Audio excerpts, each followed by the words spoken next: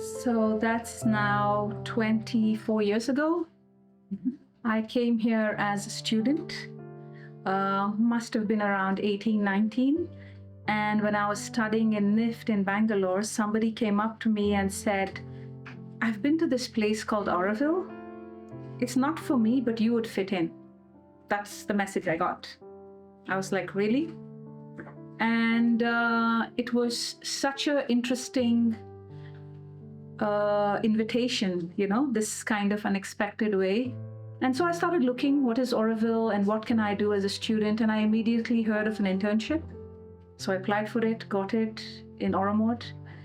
And that was my first introduction. I came here as a student to Oromod, not knowing much about Auroville at all, actually. Just knowing that this place is calling me. And then, of course, everything changed once I came here. Yeah.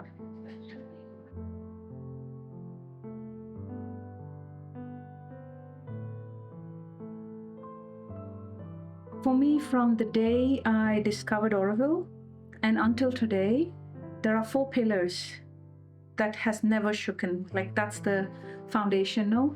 It is Mother, Aurobindo, the Charter, and the Dream. That's it. That is very much evident why I'm here. If that was shaken, then I wouldn't be here. That's the only reason why I'm here. Now, despite all that has been happening, what I realize is it's also for us, one, there is an external witness of what's happening, participating and agreeing, disagreeing, all of that. Then there is an internal process, right? Mm-hmm. Why we choose to come here, because the turmoil is also within. The turmoil is also when we are asked to move out of our comfort zone, when we are being challenged, when basically we are here for transformation, and when the transformation gets stagnated, of course it's uncomfortable. So I kind of witnessed whatever troubled me as a much more stronger question as to why I'm really here. So it became more interesting, with more doubts or challenges or noise, one might call it, because it has been a roller coaster of many things. It only came back to the fact that why am I here? And I know why I'm here. It's very clear why I'm here. So all of the other things that are happening are nowhere close to the grandness of why I'm here, why Mother has invited us here. It's way too grand. So that's just a noise. We will get through it, but the aspiration is way big. It's an aspiration for humanity. And how can one even doubt that? No, it's like...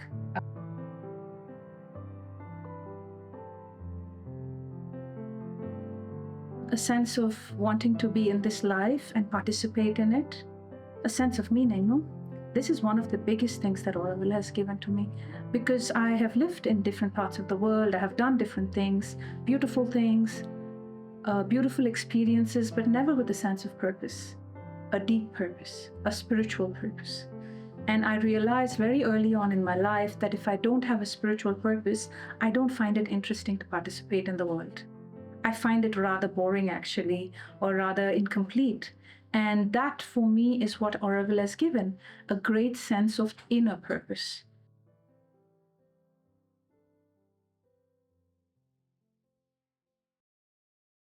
Oh, absolutely. I think we always grow more in turmoil, no, somehow. When we are challenged, we grow. We don't stop. We challenge ourselves as well. And the last 5 years, there was a lot of questions for me within about my individual inner process, right? My individual yoga, let's say. But here we are for the collective, which is very challenging, I realized, because it's one thing to go within and to do your thing, and Mother and Aurobindo spoke of something else. It was very clever of them. They said, no, it's not for alone. It is for everyone together. And this, for me, was a very big realization over the last 5 years, whatever has happened, that we are here for the collective. And the collective is not that easy, but when the collective happens, there's going to be something spectacular for humanity. When it will happen, not if, when it will happen, it's going to be spectacular, and it's not going to come easy. There is no doubt that the collective transformation will not come easily.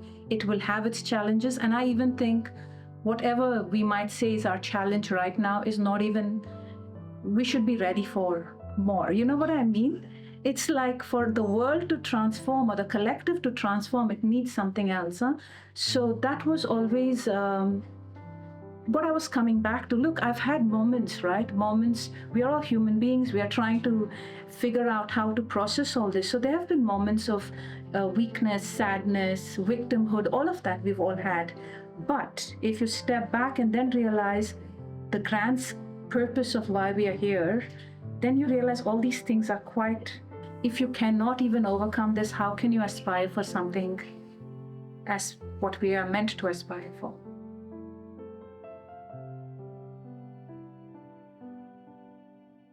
There are things that worry, but then again, if I'm thinking about a sort of a divine role in the play of life, it doesn't really worry me. But I can say one thing though, I'm still dealing with some kind of sadness, you could say, or disappointment that, we are just a few thousand people here. And we all kind of, most of us, let's hope, came here for one aspiration, no? Which ties us. So in the world situation, we are a family.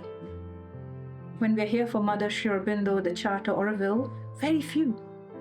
And the fact that this small family can have so much turmoil and disagreement to an extent that it becomes bitterness, towards each other.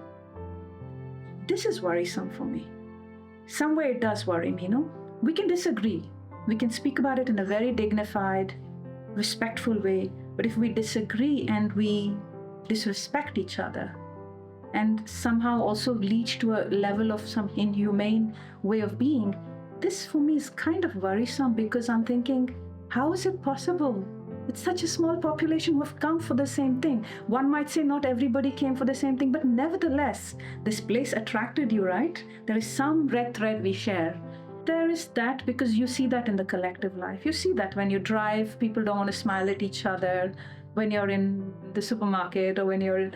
It's really, that for me is sad and worrisome. And I also feel it's not good for our collective health, actually, and well-being.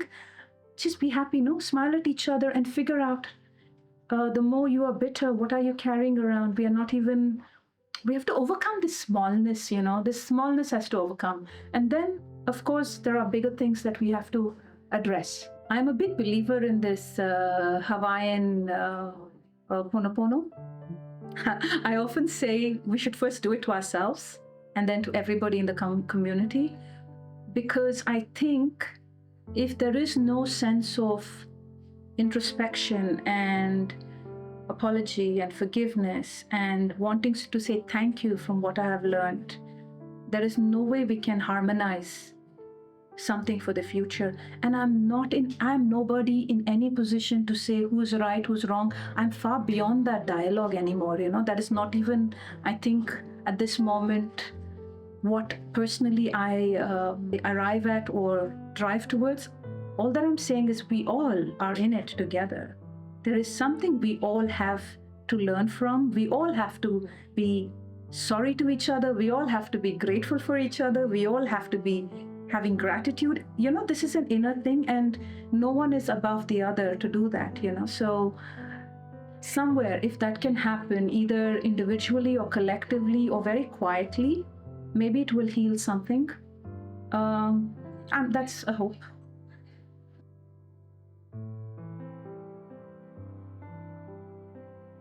We met so many nice newcomers. I'm quite impressed, I must say. Just yesterday, I had some wonderful newcomers who came. We were discussing about life, Auroville work, the fact that new people are coming. That's hope.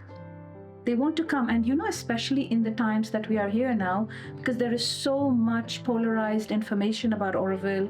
And when they come here, they're still full of joy and light, and they are curious about the project. And I share myself as well as authentically as I can about what it means to be here and all that. So I think that gives me hope. Auroville will be with or without us. We need to realize there's one part of it, that this project is for humanity, and it's humongous. There is an energetic enormity of this project, which I think you can comprehend only in silence. That's the hope. It will happen in its purest form.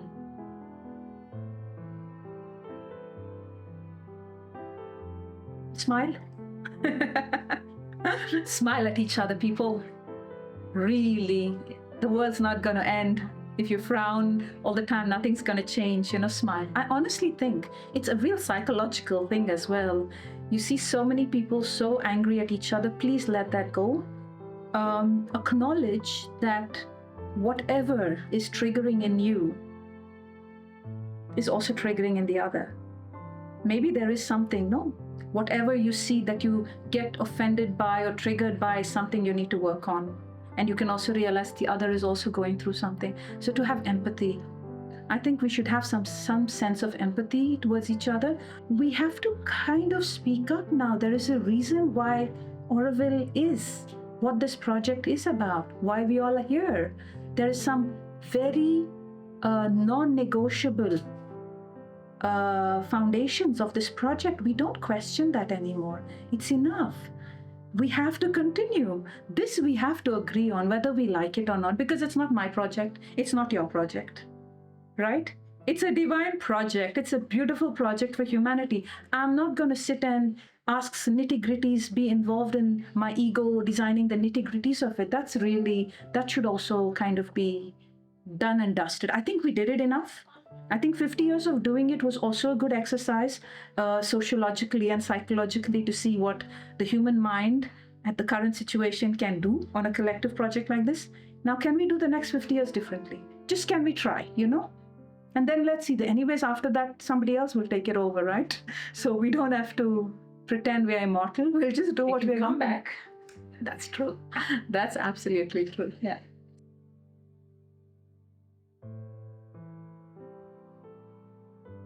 I would like to say to the community, just smile. Smile more often. Smile at each other.